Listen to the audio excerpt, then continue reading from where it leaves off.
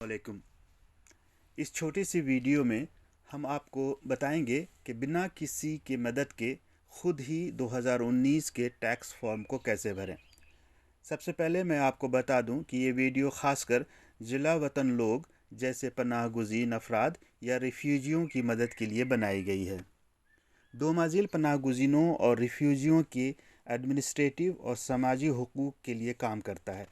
Corona virus के बहरान की वजह से हम आपकी मदद अपने सेंटर में फ़िलहाल कुछ दिनों या कुछ हफ्तों के लिए नहीं कर पाएंगे, लेकिन आप फिक्र न करें। इस वीडियो के ज़रिए हम आपको आपके टैक्स यानी अम्पो के फॉर्म को भरने के लिए पूरी इन्फॉर्मेशन देंगे। आप देखेंगे कि ये वाकई कितना आसान है। सबसे पहले फॉर्म के बारे में, जैसा कि आपको मालूम है कि अम्पो डिक्लेरेशन का फॉर्म 6 पन्नों का होता है। पहले पन्ने में आपको अपना नाम पता लिखकर दस्तखत करना होता है। दूसरे पन्ने में अपनी अज़दवाजी ज़िंदगी और अपने ख़ानदान के बारे में लिखना होता है। तीसरा और चौथा पन्ना साल भर का अपने सारे इनकम लिखने होते हैं। पाँचवें पन्ने पर उन लोगों के लिए जो पहली बार अम्पो डिक्लेरेशन कर रहे हैं कुछ अहम मालूमात हैं। और छठा पन्ना रिहाइश के सर्टिफिकेट का एक नमूना है। तो चलें फॉर्म भरना शुरू करें।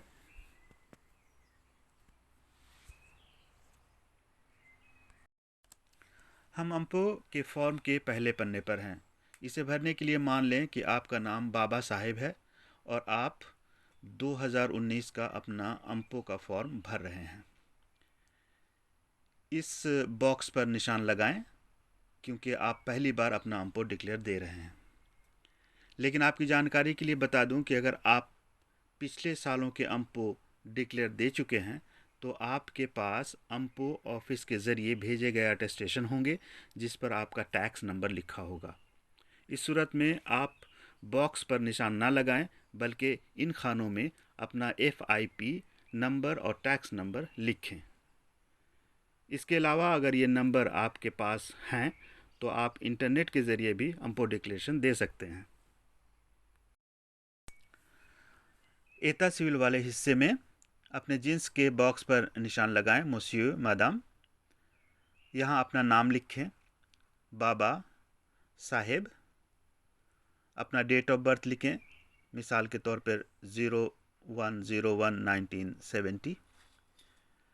अगर आप गैर मुल्की हैं तो जाए पैदाइश वाले खाने को भरने की ज़रूरत नहीं है। यहाँ सिर्फ अपने मुल्क का नाम जैसे नेपाल लिख दें।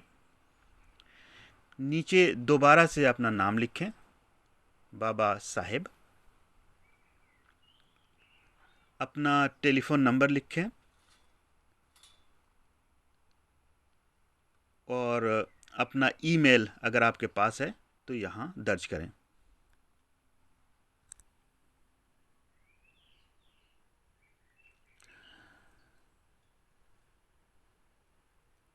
अगर आप शादीशुदा हैं और आपकी बीवी या आपके शौहर आपके साथ यहाँ फ्रांस में रह रहे हैं तो आप इन खानों को अपने शौहर या बीवी के नाम और डेट ऑफ बर्थ लिखकर पूरा करें। अगर आपकी बीवी या शौहर आपके मुल्क में हैं तो इसे ऐसे ही छोड़ दें, इसे ना भरें।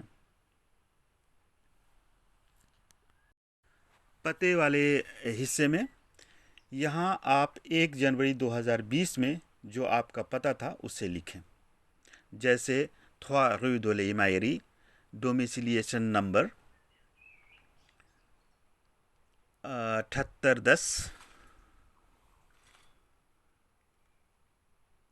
93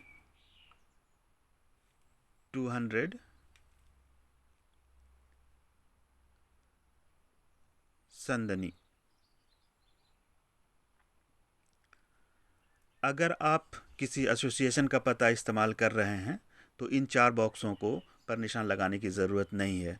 आप यहाँ सिर्फ लिखें डोमिसिलिएशन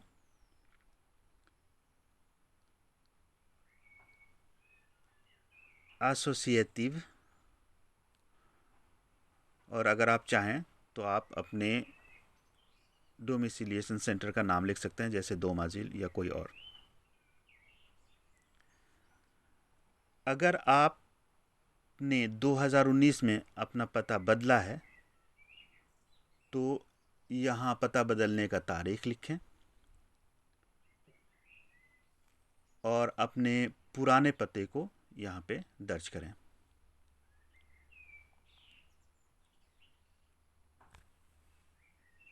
अगर आपने 2020 में अपना पता बदला है तो पता बदलने की तारीख यहाँ लिखें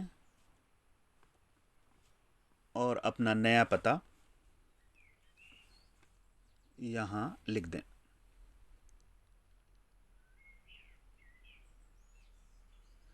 टेलीविज़न के लिए टैक्स ये एक ज़रूरी हिस्सा है। फ्रांस में जिन जिन लोगों के घरों में टेलीविज़न है उन्हें टेलीविज़न टैक्स देना होता है। चूँकि आप एसोसिएशन का पता इस्तेमाल करते हैं तो आपके पास ना तो घर है और ना टेलीविज़न, इसलिए इस खाने पर निशान लगाएं।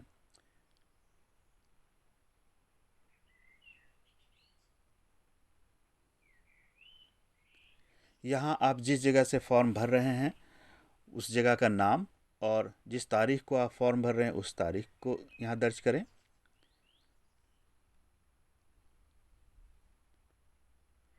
और नीचे अपना दस्तखत कर दें। इन दो बॉक्सों को आप ऐसे ही छोड़ दें, इसे पूरा करने की ज़रूरत नहीं है। दूसरा पन्ना, यहाँ आप ये बताएं कि आया आप शादीशुदा हैं, बैचलर हैं या तलाकशुदा हैं। अगर आप शादीशुदा हैं और आपकी बीवी या शौहर आपके साथ यहाँ फ्रांस में रह रहे हैं तो इस बॉक्स पर निशान लगाएं। अगर आप बैचलर हैं या शादीशुदा हैं लेकिन आपकी बीवी या शौहर आपके मुल्क में हैं तो इस बॉक्स पर निशान लगाएं।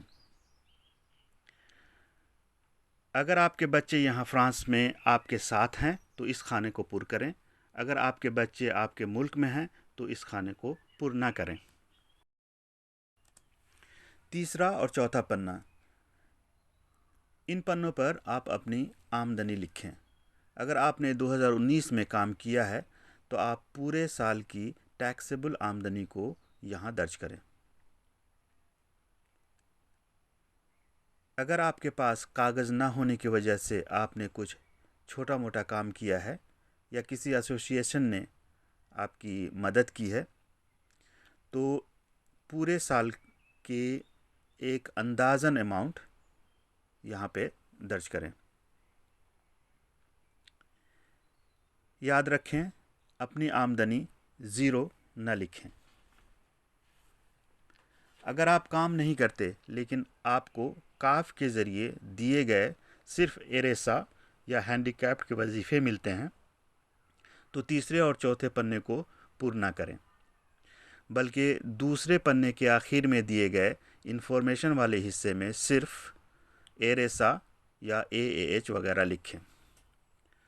अगर आप पनाह गुज़ीन हैं और आपको ओफ़ी के ज़रिए वजीफ़ा एडीए मिलता है तो आप यहाँ एडीए लिखें और 2019 में मिले हुए वजीफ़े के अमाउंट को यहाँ लिखें।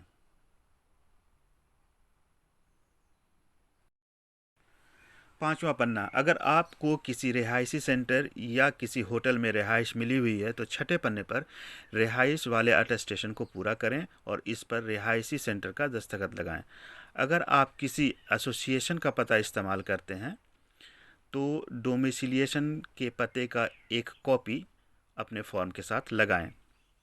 अगर आप पहली बार अम्पो डिक्लेरेशन कर रहे हैं तो इस फॉर्म के साथ अपनी शनाख्त के लिए कोई कागज़ जैसे कार्ड दे séjour, रेसिपीसी, पनाह गुज़ीनों का अटेस्टेशन या कोई भी कागज़ अगर आपके पास है तो उसे इसके साथ लगाएं। रिहाइश का अटेस्टेशन या अपने डोमिसिलिएशन के अटेस्टेशन की एक कॉपी और तीसरा अपने बैंक अकाउंट का नंबर यानी रिब इस फॉर्म के साथ लगाएं। कुछ ज़रूरी सवालात, क्या क्या डिक्लेयर करना चाहिए? काफ के ज़रिए दिए गए कुछ वजीफ़े जैसे एरेसा, प्रीम d'activité या हैंडीकैप्ड का वजीफ़ा को छोड़कर सभी तरह की आमदनियों को डिक्लेयर करना लाजमी है। अम्पो डिक्लेरेशन फॉर्म कहाँ भेजें? अपना डिक्लेरेशन फॉर्म अम्पो के उस दफ्तर को भेजें जहां आपका पता 1 जनवरी 2020 को था। अगर आपने 2019 में पता बदला है तो आप इस फॉर्म को अपने पुराने पते वाले अम्पो के ऑफिस में जमा करवाएं। फॉर्म को भिजवाने की आखिरी तारीख क्या है? अम्पो के फॉर्म को भिजवाने की आखिरी तारीख है 12 जून 2020। करें अगर इनकम टैक्स से मुझे एक फॉर्म भेजा गया है जो कि पहले से भरा हुआ है और जिसमें मेरी सालाना आमदनी दर्ज है। आप इस फॉर्म पर दर्ज अपनी आमदनी को चेक करें। अगर ये सही नहीं है तो इसे ठीक करके वापस इनकम टैक्स ऑफिस को भेज दें। अगर दर्ज इनकम ठीक है तो इस फॉर्म को दोबारा इनकम टैक्स ऑफिस को भेजने की ज़रूरत नहीं है। अगर इनकम टैक्स से मुझे एक फॉर्म भेजा गया है जिसमें मेरा इनकम दर्ज नहीं किया गया है, अगर भेजे गए फॉर्म पर आपका इनकम दर्ज नहीं है तो आप अपना सालाना इनकम इस पर लिखें और इसे दोबारा से वापस इनकम टैक्स ऑफिस को भिजवाएं। रहा अम्पो डिक्लेरेशन देने का तरीका। उम्मीद है कि इस वीडियो से आपको अम्पो के फॉर्म को भरने में मदद मिली होगी। अगर फ्रांस में पनाह की दरख्वास्त या रिफ्यूजियों के मुतालिक कोई सवाल पूछना चाहते हैं तो हमारे वेबसाइट www.domazil.info पर जाएं। यहाँ आपको रिफ्यूजियों और फ्रांस में पनाह हासिल करने के सारे इन्फॉर्मेशन दस्तयाब हैं और अगर आप चाहें तो हमें अपना सवाल भी भिजवा सकते हैं। हम आपके सवालों का जवाब जल्द अज जल्द देने की कोशिश करेंगे। इसके अलावा कोरोना वायरस के मुतालिक सभी अपडेट इन्फॉर्मेशन हमारे वेबसाइट www.domazil-covid.com पर दस्तयाब हैं। अपना ख्याल रखें। अल्लाह हाफिज़।